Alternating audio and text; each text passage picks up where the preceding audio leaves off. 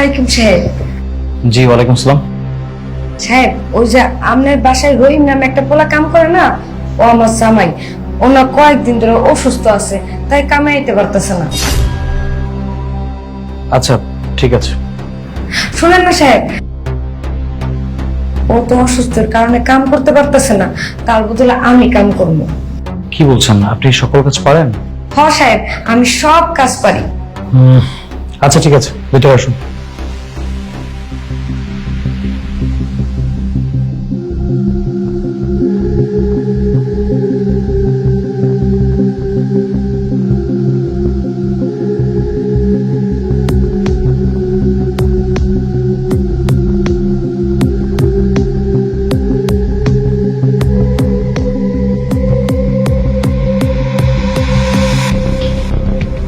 সাহেব,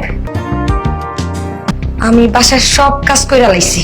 আচ্ছা ঠিক আছে, তাহলে যান আপনি। সাহেব, একটা কথা ছিল।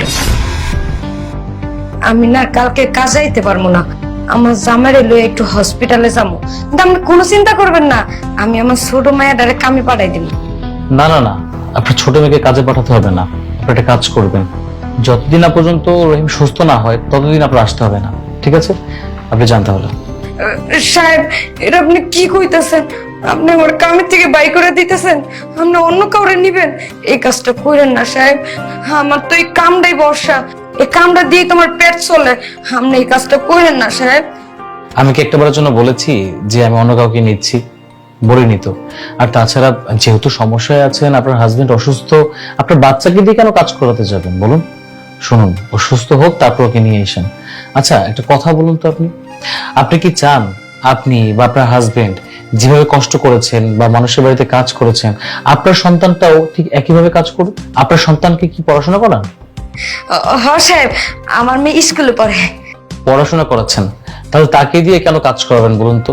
শুনুন, আপনি কোনো চিন্তা করবেন না, আমি আপনার পরিবর্তে এই বাড়িতে আর কাউকে কাজ দিব না, কোনো সমস্যা নেই। আর তাছাড়া এই যে দেখুন, মানুষের সমস্যা হতেই পারে।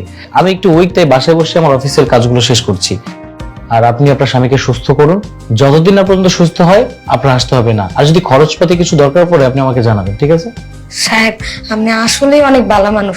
আমি তো প্রথমে ভাবছিলাম যে আমার জামাই এখানে কাজ করে, এখানে লোকজন কেমন হইব, আমার জামাই লোক খারাপ ব্যবহার করে নাকি।